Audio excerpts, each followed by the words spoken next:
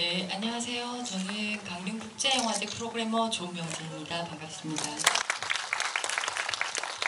예, 아마도 한국에서 가장 한국인들이 사랑하는 일본 감독이라고 알려져 있죠. 예, 고레타 히로카즈 감독님이십니다. 오늘 아마도 이 영화 저희가 이제 그 원더풀 라이프 예 고레다 감독님의 이제 두 번째 작품 1998년에 제작되었고 그리고 한국에서도 2001년에 예, 개봉이 된 바 있는데요. 그리고 또 2018년에 다시 또 재개봉이 되기도 했던 작품인데 아마도 이 작품을 보시고 나서 많은 질문들이 있으실 것 같습니다. 그래서 우선적으로 그 예, 관객분들께 마이크를 드리고요. 예, 뭐 이렇게 약간의 마가 있으면 제가 예, 질문을 드리도록 하겠습니다. 네, 죄송합니다. 제가 감독님 인사하시는 시간을 네, 깜빡했네요. 예. 안녕하세요.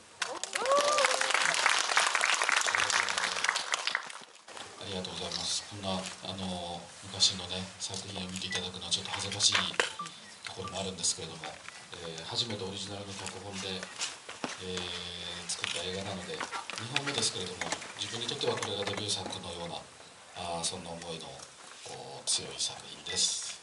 今日は短い時間ですけどもよろしくお願いします。 영화 봐주셔서 감사합니다. 이렇게 오래된 영화를 작품을 이렇게 여러분께서 봐주시니까 좀 쑥스러운 기분이 드는데요. 저로서는 이것이 처음으로 오리지널로 각본을 쓴 작품이 됩니다. 그래서 저에게 있어서는 두 번째 작품이기는 하지만 데뷔작 같이 느껴지는 그런 애착이 있는 작품입니다. 오늘 짧은 시간이지만 잘 부탁드립니다. 예, 이 작품을 저는 원더풀 라이프를 보면서 아주 많은 부분이 그 다큐멘터리 작업의 연장선상이지 않았나 이런 생각이 들었습니다. 그리고 실제로 여기에서 그 인터뷰를 하시는 그 분들이 그 전문 배우가 아니라 예, 일반인이라고 예, 그렇게 얘기를 들었고요. 그래서 아주 흥미로운 점이 결국 이분들이 이렇게 그 털어놓는 자기 인생에서 가장 아름다웠던 그 기억의 순간이라는 것이 실제로 그분들이 겪었던 일이라기보다는 어쩌면은 한편으로는 이렇게 가공된 그러니까 그분들이 그 시간이 지나면서 그 순간들을 다시 재현하는 예, 그런 부분들, 그런 기억이라는 예, 생각이 들었습니다. 그래서 어쩌면은 이게 그 감독님이 가지고 계신 그 다큐멘터리 자체에 대한 어떤 그런 그 개념이 아닐까 예, 그런 예, 생각이 들었습니다. 예, 네. そうだね。そう、あそこで語られてる話の死者としてやってきている人たちの半分はこの映画のための取材で出会った一般のおじいちゃんおばあちゃんたちで、そこで語られてる話は彼らの実人生からもらってきた話です。 일단 이 영화 속에서 죽은 사람으로 나오는 사람들의 절반은 취재에서 제가 만났던 일반 분들, 일반 할아버지 할머니들 분들이고 그분들이 실제로 토로했던 자신의 인생에 대한 이야기를 이 영화 속으로 가져왔습니다. なので本当かというとそんなこともなく、多分今おっしゃっていただいたようにそこにはいろんな記憶違いがあったり美化したい気持ちがあったり演出が虚構がそこに入ってくるんですよね。それがむしろ面白いし、多分当時考えてたドキュメンタリーというものが撮れるのはそういうものなんじゃないか。過去に遡ってタイムマシンで過去に行ってるわけではないので、彼らが語りの中にある嘘も含めたものをそこにカメラを向けていくっていうのがドキュメンタリーなのかなと思いながらきっとこの映画は作ってるんだと思います。 네, 그런데 그분들이 실제 자신의 이야기를 이야기하지만 그것이 정말 사실인가 하는 것은 좀 의문스럽습니다. 지금 말씀해 주셨듯이 기억에 착오가 있을 수도 있고 아니면 미화하고 싶은 그런 마음이 있을 수도 있고 아니면 허구일 수도 있고 연출이 들어갈 수도 있고 그런데 저는 그런 부분이 더욱 좀 흥미롭게 느껴졌었습니다. 그리고 당시에 다큐멘터리에 대한 개념을 저도 그렇게 생각을 했었을지도 모르겠습니다. 과거에 대한 회상을 할 때 과거로 실제로 타임머신을 가고 직접 가볼 수 있는 건 아니기 때문에 그런 과거의 이야기를 할 때 약간의 그 허구가 포함된다는 것 그것까지도 포함해서 카메라로 계속 담고 이것이 진짜 다큐멘터리가 아닌가라는 생각을 하면서 이 영화를 만들었었던 것 같습니다. 예, 그런데 그 어느 순간부터는 이런 그런 다큐멘터리적인 작업은 완전히 좀 그만두시고 이제 완전히 그 극영화로 이렇게 조금은 방향성을 돌리셨다는 생각이 드는데 예, 그 부분에 대해서 예, 살짝 예, 알고 싶은 예.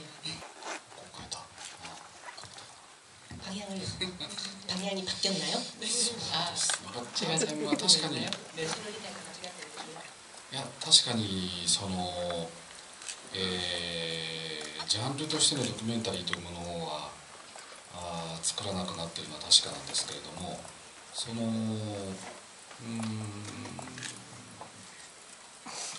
精神的なものは変わってない感じその撮影の現場で出会った人そことのやり取りから作品を作っていくっていうその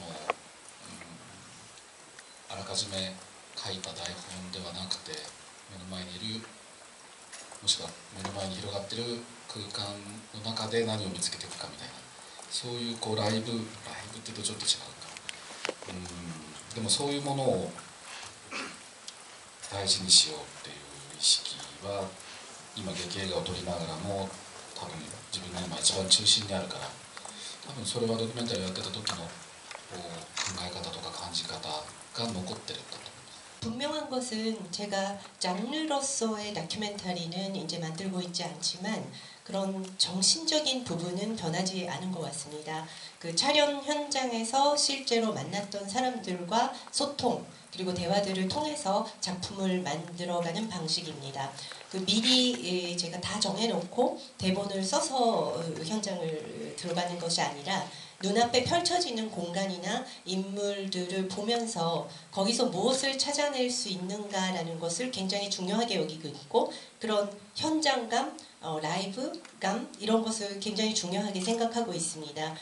그래서 지금 극영화를 만들어 나가면서도 그런 생각이 중심에 있기 때문에 지금 다큐멘터리적인 어떤 접근 아니면 그런 생각은 그대로 유지가 되고 있는 것 같습니다. 네, 안녕하세요. 영화 정말 잘 봤고요. 감독님 다른 영화들 보면은 보통 이제 일상이나 현실의 이야기를 다룬 영화들을 많이 봤는데 이번에 본 원더풀 라이프는 조금 느낌이 좀 다르다는 생각이 좀 들어서 이제 현실적이지 않은 공간이 이제 배경이 되다 보니까 혹시 이 영화는 어떤 데서 좀 영감을 얻으셨고 어떤 계기로 혹시 만들게 됐는지 여쭤보고 싶습니다. もうねこれ最初の脚本書いてるの30年前なもんだからだいぶ忘れてるんだよな 제가 처음 이 대본을 쓴 게 벌써 30년 전입니다. 그래서 많이 좀 잊어버렸는데요. テレビの仕事を始めて、まだアシスタントディレクターだった時に編集室の中でその日ディレクターが撮ってきた映像を一本一本こう編集機に入れて見ながら何が映ってて誰が何喋ってるかこうメモをしていくっていう仕事をしてた夜中に TV 방송 일을 시작했을 무렵에 어시스턴트 디렉터로부터 일을 시작을 했거든요. 그래서 편집실에 들어가서 그날 이제 PD들이 촬영해온 그 영상들을 편집기에 넣어서 거기서 어떤 사람이 무슨 말을 하고 있고 이런 것을 계속 체크하면서 기록을 하는 그런 일을 하고 있었습니다. その時になんとなく人が死んでなんかこういう部屋に通されて自分の人生の VTR をずっと最初から見せられるっていうのがなんとなくアイデアとしてその設定がふっと浮かんだんですよね。 그때 그 불현듯이 사람이 죽은 뒤에 그 자신의 인생이 VTR로 계속 이렇게 보여지는 어떤 방에 들어가서 그런 이미지, 아이디어가 떠올랐고 그 설정이 불현듯 떠올랐습니다. そんなところから膨らましていった話です。そんなところから膨らましていった話。 그런 데서 출발을 해서 이야기에 살을 붙여나갔습니다. 네, 그 기억에 관해서 기억이 우리가 있는 그대로 기억을 하지 않는 것처럼 기억을 연출할 수도 있고 잘못 상상할 수도 있는데 저는 영화가 그런 기억과 비슷하다고 생각을 했거든요. 그래서 이 영화가 기억에 관한 영화지만 영화에 관한 영화일 수도 있겠다는 생각을 했어요. 그래서 감독님은 사실적인 영화를 많이 찍으시는 편인데 평소에 영화를 찍으실 때 정말 현실을 그대로 담으려고 노력을 하시는 편인지 아니면 현실을 감독님이 생각하시는 대로 약간 재연출하려는 욕구가 있으신 편인지 그 둘 중에서 어떤 것에 더 비중을 많이 두는지 여쭤보고 싶습니다. 難しい質問。あるがままにあるがままというものがもし撮れたとしても多分それは映画になるほど面白いものではないだろうと思ってるけど 만약에 있는 그대로 영화 속에 다 담을 수 있다고 하더라도 그렇다면 그것은 영화로서는 그닥 재미있는 것은 아닐 것 같습니다. なんつったんだろうな去年亡くなられたキキキリンさんという女優さんがいて僕は彼女から学んだことがすごくたくさんあるんだけど彼女が言ってたのは日常生活を演じることほど難しいことはないって言ってたのでその誰もそれはみんなが意識せずにただ繰り返しているだけだと思っているものを実はとっても詩的だったり美しかったり大切なものだということを気づかせるっていうことがそれを演技でやるということはとても実は難しい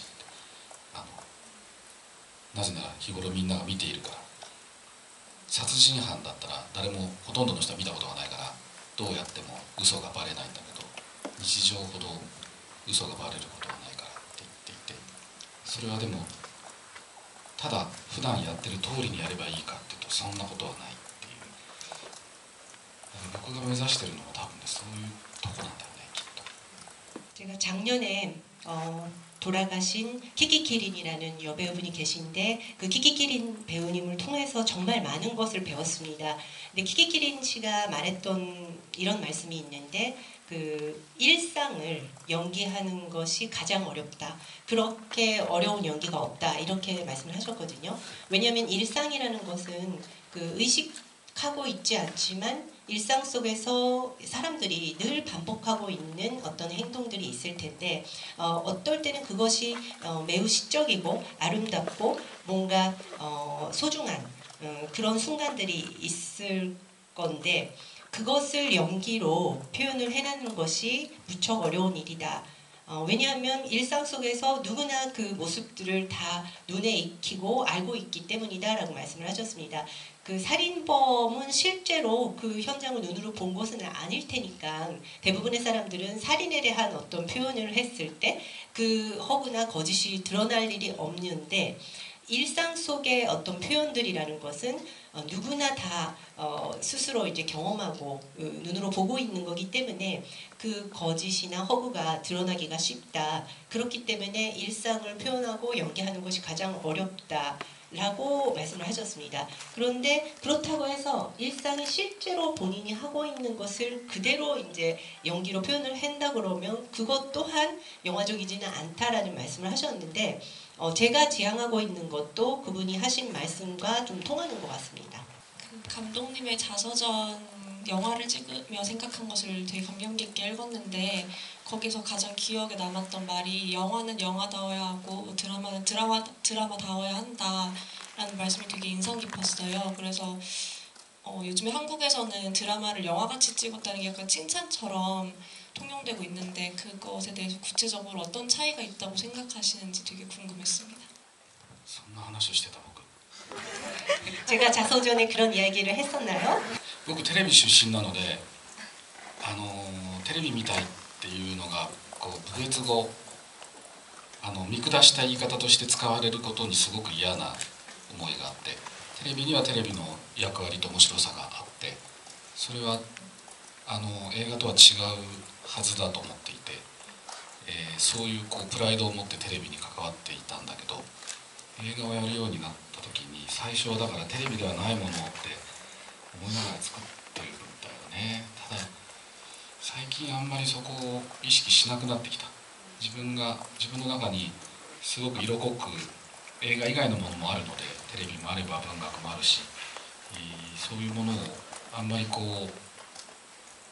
たくなに自分が映画を作る時に拒絶しないように作っているかな。だからあんまり最近はそこに線を引かなくなってるかもしれない。本にもし書いてあるとするとそれとは違うことを今喋ってるかもしれないけど。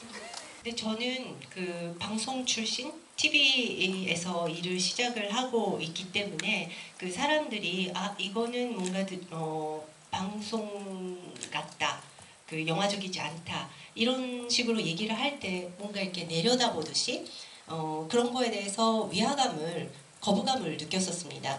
그래서 테레비에는 테레비만의 또 재미와 그 역할이 있다고 생각을 했었고, 영화와는 분명한 또 각각의 그 장단점 차이가 있다고 생각을 했는데, 그렇게 해서 그런 자긍심을 가지고 방송 일을 쭉 해왔었습니다. 그런데 언젠가부터 영화 일을 시작을 하면서 처음에 시작할 때는 물론 TV와 어떤 차별화를 두고 영화를 만들겠다라는 의식을 가지고 시작을 했지만 요새는 그런 의식을 거의 안 하게 된 것 같습니다. 제 안에는 영화도 있지만 더 많은 어떤 요소들, 물론 방송에 관한 것 아니면 뭐 문학에 관한 것, 이런 것들이 굉장히 그 짙게 제 안에 스며들어 있기 때문에 너무 그것을 이제 의식을 한다거나 애써 외면을 하려거나 뭐 이렇게 거부감을 갖는다거나 이런 의식 없이 영화를 만들고 있습니다. 그래서 요새는 그런 뭐 어떤 경계를 두거나 선을 긋는 일을 거의 안 하고 있는 것 같습니다. 근데 책에 썼던 내용하고는 제가 지금 다른 이야기를 하고 있는 것 같죠. 最近大学生にテレビの話をするときによくするのは、その本に書いてあったことがちょっと定かじゃないんだけど、成り立ちに遡るとラジオに絵がついたのがテレビで、写真が動いたのが映画だっていう、その DNA は今ある形はだいぶ近いけど遡っていくと DNA は随分違うっていう話はよくしてるのね、学生。そんなことをもしかすると書いたかもしれない。 제가 요새 그 대학에서 학생들을 가르칠 때, 강의를 할 때 자주 하는 이야기가 있습니다. TV에 관한 이야기를 할 때 자주 하는 이야기인데요. 책에 어쩌면 나와 있는 맥락과도 다 있는 것 같은데, 사실 TV와 그 영화의 그 차이라는 것이 출발점은 무척 다른 것 같다. 방송 같은 경우에는 라디오에 어떤 영상물이 더해진 것이 TV, 그런 경위가 있었고, 그 영화 같은 경우에는 사진이 뭔가 움직이게 된 것이 영화다. 이렇게 따지고 보면 거슬러 올라가면 지금은 좀 닮아 있는 듯 보이지만 그 출발점은 DNA가 분명히 다르다, 이렇게 느껴지거든요. 그래서 어쩌면 이런 맥락에서 책에 썼을지도 모르겠습니다. 감독님에 있어서 영화를 만드는 게 어떤 삶의 의미가 있으신지 보고 싶습니다. 大きな質問ですね。 굉장히 큰 질문을 해주셨네요.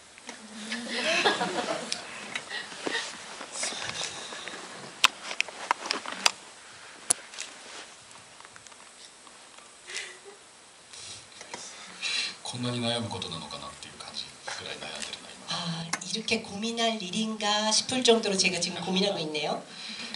職業だからね、僕にとってはね、映画はね、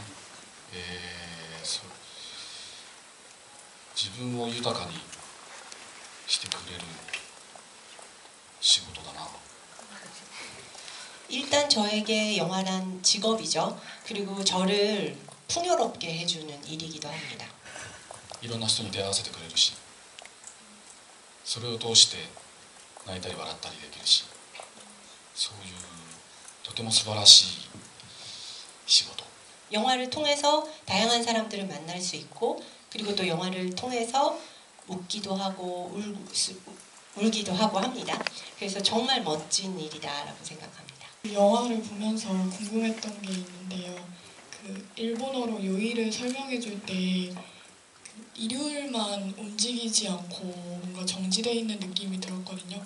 그래서 뭔가 마지막에 월요일이 시작될 때는 또 다시 뭔가 이렇게 흔들리는 그 느낌이 들었는데 뭔가 감독님이 일요일에 특별한 의미를 부여했나? 라고 생각이 들었는데 감독님의 좀 의견을 좀 듣고 싶습니다. これ死んだ後の7日間だから日本でいうところの初7日なんだよね。初7日でワンサイクルで、7日目はもうお休みなんだけど単純にそういう設定だったんだな。初7日を終えて天国に行くっていう初7日って言葉あるの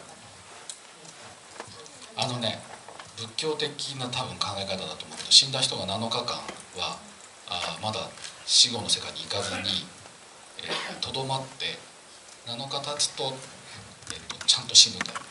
そういう設定を利用した映画なんですよね。 네, 그 불교적인 내용이 되겠는데요. 불교에서는 7일간 사후 7일째 되는 날까지 어떤 곳에 머물러 있다가 7일째 되는 날 저승으로 간다라고 합니다. 그래서 그 설정을 이용한 영화인데 그런 의미에서는 죽은 뒤에 7일간이라는 것이 어떤 의미를 가지게 되고 그 하나의 사이클 주기가 되기도 하고 7일째가 그 쉬는 날이 되기도 하기 때문에 그렇게 했습니다. ないの初7日ってない韓国でお葬式の後初7日と四十九日って7の倍数で四十九日ある 한국에서도 49일은 있죠. 7일은 없나요? 7の倍数でいろいろ 7의 배수로 일본에서는 그렇게 세는데요. 四十九日にするとちょっと長いからね 49일로 하면 너무 또 길잖아요. 여기서 기억의 재현을 보고 다음 세상으로 사라지는 인물들한테 어떤 동일성이 있다고 생각을 하는데요. 그게 저는 일본이나 일본에 있었던 큰 사건, 그러니까 관동 대지진이라던가 비행기 아니면 전차 이렇게 그 기억의 어떤 모티프 같은 것들이 비슷한 성격을 가지고 있다라고 생각을 했어요. 근데 그분들이 다음 세상으로 간 이후에 시울이라던가 이세야처럼 젊은 사람들이 그 자리를 대신하는 것 같아요. 근데 이세야가 했던 말이 기억 속에 계속 남는데 자기는 기억을 선택하지 않겠다고 하면서 그것이 인생의 책임을 진다라고 얘기를 하잖아요. 그 이세야가 말하는 그러니까 이런 맥락에서 이세야가 말하는 인생의 책임이 뭔지 더 설명을 듣고 싶습니다. どのような意味が込められているか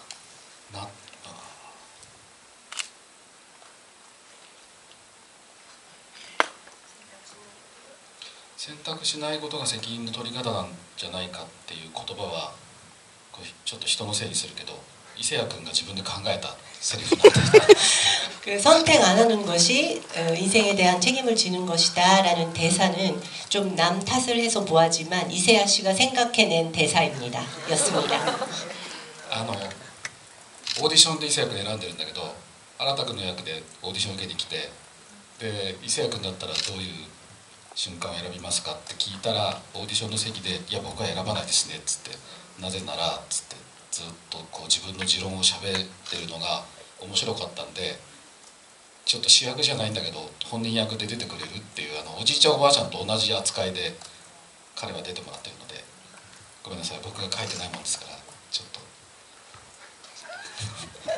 答えられない 사실 오디션에서 이세야 씨를 보고 캐스팅을 하게 됐었습니다. 처음에 그 이세야 씨는 아라타 씨가 한 역할을 하고 싶어서 이제 오디션에 왔는데 그때 오디션 면접을 하면서 이세야 씨라면 어떤 순간을 꼽겠냐고 물어봤더니 오디션 자리에서 나는 선택하지 않겠습니다.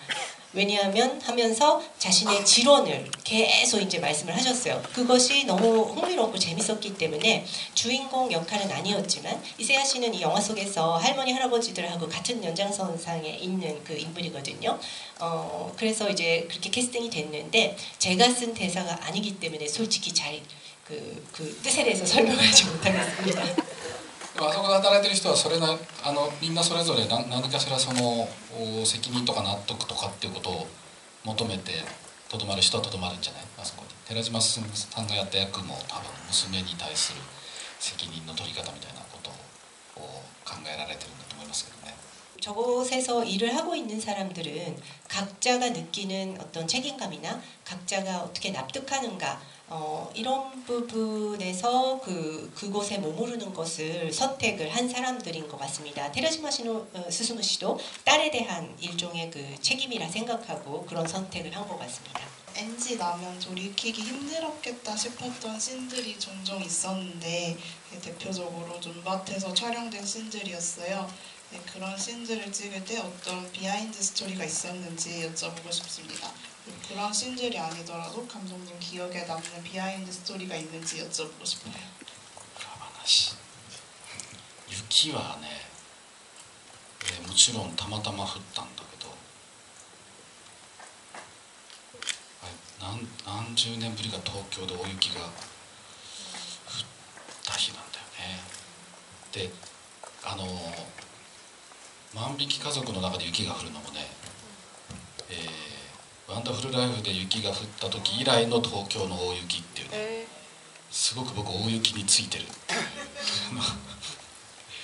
ことは覚えてます。 사실 그 눈밭에 관해서 말씀을 드리자면 그날 우연히 정말 폭설이 내렸습니다. 수십 년 만에 도쿄에 내리는 폭설의 날이었는데요. 그런데 만비기 가족 어느 가족에서도 그 눈이 내리는데 이때도 원더풀 라이프 이래로 가장 많은 눈이 내린 그때 이후로 가장 많은 폭설이 내렸던 그 도쿄의 그런 날이었습니다. 그래서 눈에 관한 한 제가 굉장히 그 운이 좋구나라고 생각하고 있습니다. あれだ、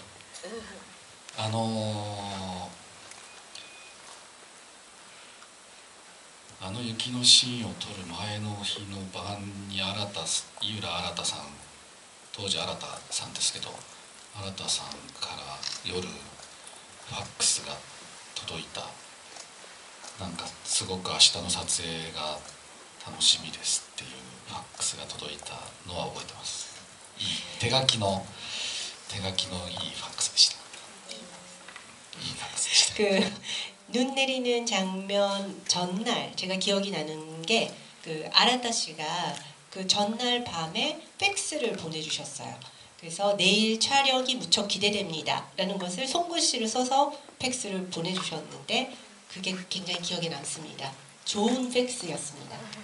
마지막으로 감독님이 돌아가신 뒤에 한 가지의 영화만 기억할 수 있다면 선택하고 싶은 영화가 있으신지 궁금합니다. 아, 難しいねこれね。 이거 어렵네요.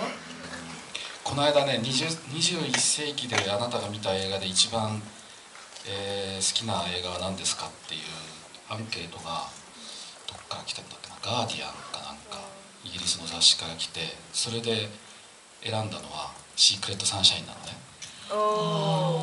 사실 얼마 전에 21세기에 당신이 본 영화 중에 가장 좋았던 영화는 무엇입니까? 라는 앙케이트가 영국의 가디언이라는 잡지에서 왔었습니다. 그때 제가 꼽았던 것이 미량이었습니다. 今日その話をホテルの朝ごはんを食べながら、ここにイチャンドンが座ってて、ここにチョンドヨンが座ってて、2人にそのことを伝えました。 사실 오늘 그 아침에 호텔에서 조식을 하면서 바로 눈앞에 이창동 감독님 앉아 계셨고 옆에는 전도연 씨 앉아 계셨고 그래서 그 두 분께 그 이야기를 전해드렸습니다. 自慢です。 자랑입니다. はい、こんな風になんかデビュー近くの作品を見るのはね、ちょっと恥ずかしいところもあるんですけど、でもこんな機会を設けていただいて、この映画祭の関係者の皆さんに感謝します。今日集まっていただいた皆さんにもお礼を申し上げます。ありがとうございました。 이렇게 막 그 데뷔 당시에 영화를 보여드리는 게 굉장히 좀 쑥스럽기도 하고 그러는데요. 이런 기회를 만들어주신 영화제 관계자분들께 진심으로 감사드리고 그리고 오늘 영화를 보러 와주신 여러분들께 다시 한번 감사 말씀드립니다.